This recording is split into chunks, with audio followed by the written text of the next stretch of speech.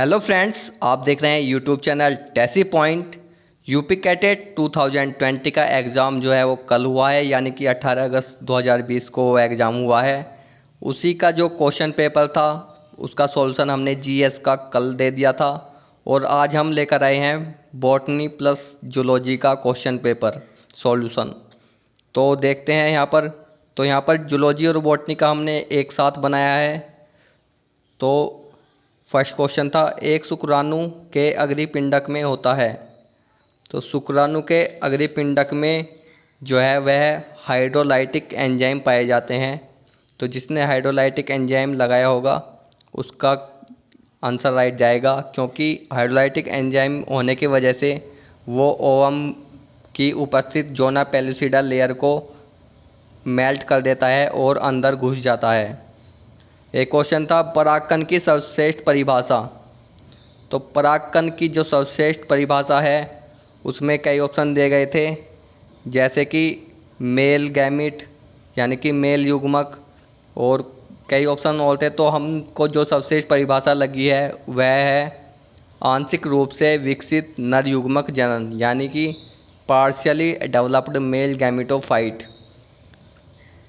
एक क्वेश्चन था, एंजियोस्पर्म के भ्रूणपोष में 24 क्रोमोसोम हैं, तो मूल टिप कोशिकाओं में कितने क्रोमोसोम होंगे। तो एक क्वेश्चन था। तो इसमें भ्रूणपोष में 24 क्रोमोसोम प्रेजेंट हैं। भ्रूणपोष यानी कि इंडोस्पर्म।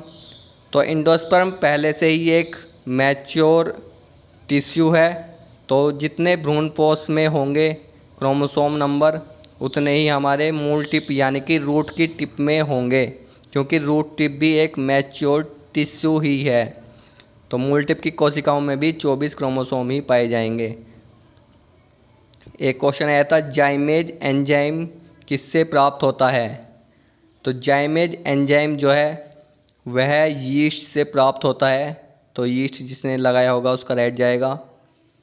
एक क्वेश्चन आया था, tetraploid ancestor of modern wheat, यानी कि टेट्राप्लॉइड पूर्वज कौन है मॉडर्न व्हीट का। तो इसका जो राइट आंसर था वो था ट्रिटिकम मोनोकोकम। तो जिसने ये लगाया होगा उसका राइट जाएगा। तो ये क्वेश्चन जो है हमें हमारे ही कुछ छात्र हैं उनके द्वारा प्राप्त हुए हैं, उनसे विचार विमर्श करने के बाद हमें ये क्वेश्चन पता चले हैं। आप भी हमें कमेंट बॉक्स में जो क्वेश्चन आपको याद हो वो डाल सकते हैं, ताकि हम उसे अगली वीडियो में कवर कर लें। तो एक क्वेश्चन आया था, बाइसेक्सुअल पेरेंट्स यानी कि उभयलिंगी पौधे जो हैं उनसे पुंकेसर हटाना फटने से पहले, यानी कि जब तक वे पूर्ण रूप से मैच्योर होकर फट ना जाएं उससे पहले ही पुंकेसर को हटा लेना क्या कहलाता है। तो इस विधि को हम इमैस्कुलेशन बोलते हैं। तो इमैस्कुलेशन जिसने लगाया होगा उसका राइट होगा। एक क्वेश्चन आया था, तंबाकू सेवन से होता है। तो तंबाकू सेवन जो ऑप्शन दिए गए थे वे हमें पता नहीं है, लेकिन जो तंबाकू जो होता है उसमें निकोटीन की मात्रा बहुत ज़्यादा पाई जाती है, जिसके कारण बहुत सारे रोग हो सकते हैं, जैसे chronic bronchitis, heart attack, lung cancer और भी कई रोग इसके द्वारा होते हैं। हशीश का स्रोत, यानी कि हशीश का स्रोत क्या है। तो हशीश का स्रोत है कैनबिस सैटाइवा, यानी कि जो भांग होती है वह इसका स्रोत है हशीश का। पौधों के फॉस्फेट न्यूट्रिशन में इम्पोर्टेंट रोल, यानी कि जो फॉस्फेट न्यूट्रिशन होता है पौधों का उसमें इम्पोर्टेंट रोल किसका होता है। तो यह क्वेश्चन बहुत अच्छा क्वेश्चन था। जो इम्पोर्टेंट रोल होता है वह होता है फंजाई का, और वह भी वैम फंजाई का। तो वैम फंजाई यानी कि वैम वेसिकुलर अर्बस्कुलर माइकोराइजा। तो जिसने वैम फंजाई लगाया होगा उसका ये आंसर राइट जाएगा। नाइट्रोजन फिक्सेशन ऑर्गेनिज्म से एक क्वेश्चन आया था। तो ऐसे ऑर्गेनिज्म जो नाइट्रोजन को फिक्स करके प्लांट्स को लिए उपलब्ध कराते हैं उनको नाइट्रोजन फिक्सेशन ऑर्गेनिज्म बोलते हैं। तो यहाँ पर कुछ ऑर्गेनिज्म हमें पता है, जैसे कि राइजोबियम, एजोटोबैक्टर, नोस्टॉक, ये सभी जो है नाइट्रोजन फिक्स करके पौधों को उपलब्ध कराते हैं। प्रोजेक्ट टाइगर भारत में कब लॉन्च हुआ, ये क्वेश्चन आया था। तो ये लॉन्च हुआ था अप्रैल 1973 में। तो जिसने 1973 अप्रैल लगाया होगा उसका ये आंसर राइट जाएगा। एक क्वेश्चन आया था मधुमक्खी पालन जाना जाता है। तो ये बहुत ही सिंपल क्वेश्चन था, एपीकल्चर बोलते हैं मधुमक्खी पालन को। तो एपीकल्चर इसका राइट आंसर होगा। ओरिजिन ऑफ स्पीसीज पुस्तक के लेखक, तो ये बहुत सिंपल क्वेश्चन था। ओरिजिन ऑफ स्पीसीज पुस्तक के लेखक जो हैं वह हैं चार्ल्स डार्विन। तो जिसने लगाया होगा उसका ये आंसर राइट जाएगा। एक क्वेश्चन आया था जैव विविधता यानी कि बायोडाइवर्सिटी किसके द्वारा ये नाम दिया गया है। तो ये नाम जो है वो दिया गया है वाल्टर आर रोजन के द्वारा, वाल्टर जी रोजन के द्वारा। तो जिसने आंसर लगाया होगा उसका ये करेक्ट होगा। ऊतकों के अध्ययन को क्या कहा जाता है या स्टडी ऑफ टिश्यूज़ क्या कहलाती है। तो इसको हम बोलते हैं हिस्टोलॉजी। ऊतकों के अध्ययन को बोलते हैं हम हिस्टोलॉजी। तो हिस्टोलॉजी जिसने लगाया होगा उसका राइट जाएगा। प्रोटोजोवन के वर्गीकरण का आधार है। तो प्रोटोजोवन का जो वर्गीकरण है वो इसके लोकोमोशन यानी कि इस प्रोटोजोआ की चाल के आधार पर किया गया है। सभी प्रोटोजोआ जो हैं वे सभी प्रोटिस्टा किंगडम में डाले गए हैं। एक क्वेश्चन आया था सह प्रभावी का उदाहरण यानी कि कोडोमिनेंस का जो एग्जाम्पल है वो क्या है। तो वहाँ पर ऑप्शन दिए गए थे कई प्रकार के। तो जो सबसे अच्छा उदाहरण होता है वह होता है ABO blood group of human.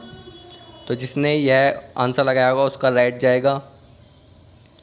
एक क्वेश्चन आया था मेंडल का स्वतंत्र वर्गीकरण का नियम यानी कि इसमें ये पूछा गया था कि जो मेंडल का ये स्वतंत्र वर्गीकरण का नियम है यह किस जीन क्रोमोसोम्स के लिए अच्छा है या सही रहता है।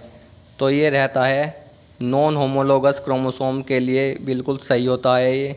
अगर होमोलोगस क्रोमोसोम है तो यह गलत भी हो सकता है। तो नॉन होमोलोगस क्रोमोसोम इसका राइट आंसर है। लिम्फोसाइट प्रोडक्शन साइट, तो ये क्वेश्चन आया था कि जो लिम्फोसाइट है उसका प्रोडक्शन कहाँ पर होता है।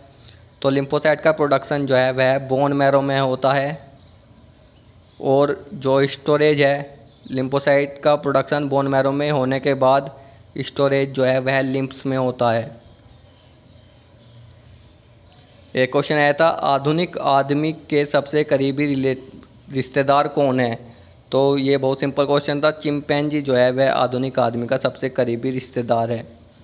तो चिंपैंजी इसका राइट आंसर होगा। मेंडल ने लाल फूल वाले तने के साथ मटर के एक सफ़ेद फूल वाले प्रजाति का संकलन किया यानी कि जो रेड फ्लावर है उसका क्रॉस जो है वाइट फ्लावर वाले के साथ किया गया है। तो F1 जो है वो हमारा पिंक आता है। ये बहुत सिंपल क्वेश्चन था। तो जिसने गुलाबी लगाया होगा उसका राइट आंसर हो जाएगा।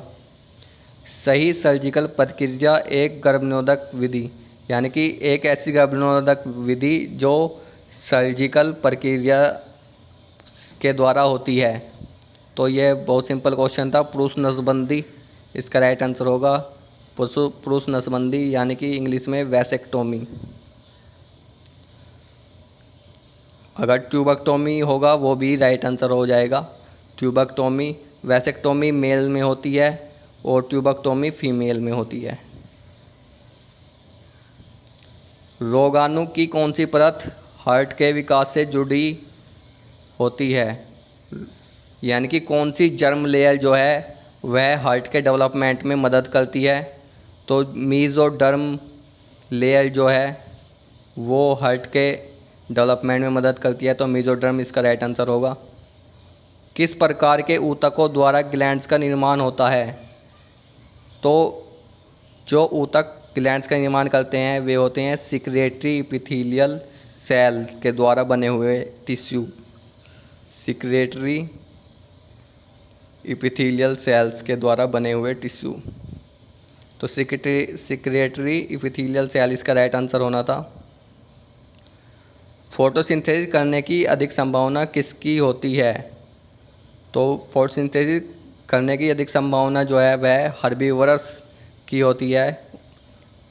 तो हर्बीवरस जिसने लगाया होगा उसका राइट आंसर जाएगा। क्वेश्चन आया था जैविक कैंची जो है बायोटेक्नोलॉजी से ये जुड़ा हुआ क्वेश्चन था कि जैविक कैंची जिसे कहा जाता है उस एंजाइम का नाम क्या है।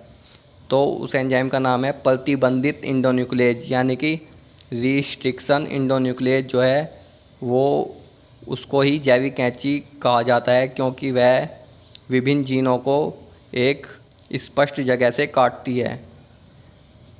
तो रिस्ट्रिक्शन इंडोन्यूक्लियेज इसका राइट आंसर होगा।